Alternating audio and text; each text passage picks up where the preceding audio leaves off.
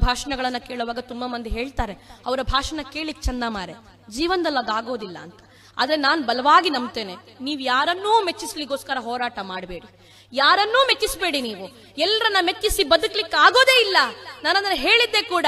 ಭಗವಾನ್ ಮರ್ಯಾದಾ ಪುರುಷ ರಾಮ ಎಲ್ರಿಗೂ ಇಷ್ಟ ಆಗ್ತಾನ್ರಿ, ಯಾರಿಗಿಷ್ಟ ಆಗಲ್ಲ? ನನ್ನ ಹತ್ರ ನಿದ್ದೆ ಲಭಿಸು, ನಿನ್ಗೆ ಗಂಡ ಎಂತವನು ಬೇಕು ಕೇಳಿದ್ರೆ ನಾನು ಹೇಳ್ತೇನೋ ಏನೋ ನನಗೆ ರಾಮನಂತ ಗಂಡ ಬೇಕು ಅಂತ.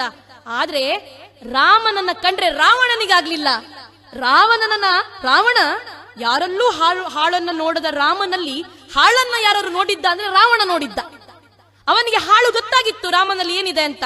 ಕೃಷ್ಣ ಇಡೀ ಜಗತ್ತಿಗೆ ಜೀವನದ ಸಾರವನ್ನ ಕೊಟ್ಟಿದ್ದ, ಬದುಕೋದು ಹೇಗೆ ಅಂತ ಹೇಳಿಕೊಟ್ಟಿದ್ದ. ಕೃಷ್ಣನನ್ನ ಯಾರು ಇಷ್ಟ ಪಡೋದಿಲ್ಲ? ಸಹಸ್ರ ಹೆಣ್ಣು ಮಕ್ಕಳ ಮಾನ ಪ್ರಾಣವನ್ನ ಕಾಪಾಡಿದ್ದ ಕೃಷ್ಣ ಎಲ್ರಿಗೂ ಇಷ್ಟ ಆಗ್ತಾನೆ. ಕಂಸನಿಗೆ ಆತ ಇಷ್ಟ ಆಗ್ಲಿಲ್ಲ. ಅರ್ಥಾತ್ ಎಲ್ಲರನ್ನ ಮೆಚ್ಚಿಸಿ ಬದುಕ್ಲಿಕ್ಕೆ ಆಗೋದಿಲ್ಲ. ಅದಕ್ಕೋಸ್ಕರ ಏನ್ ಮಾಡ್ಬೇಕು ಹೇಳಿ? ನಿರಾಕಾರನನ್ನ ಭಗವಂತನನ್ನ ಮೆಚ್ಚಿಸಿದರೆ ಸಾಕು, ಜೀವನ ಸಾರ್ಥಕ.